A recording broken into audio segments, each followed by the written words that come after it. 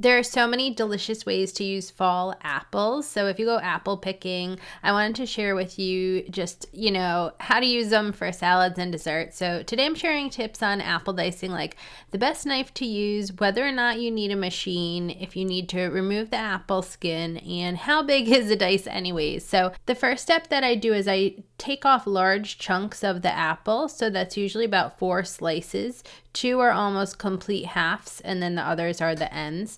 And then I cut strips, or I call them half moons, of the apples. And then I turn the apple slices again and dice a bunch of them at a time. Now you'll see I'm being very careful using my knuckles as a guide. So what can you do with some of the apples in season right now? If you like kale, you like healthy salads, you want to try something new, I have a really, really delicious kale salad. It's a kale slaw you could find on Sip Bite Go, and I throw delicious things in there, including fresh kale, which I'll teach you how to get just right so it's not bitter. There's some sweet dried cranberries, apples that are diced, carrots, feta cheese, and walnuts. That recipe is at Sip Bite Go.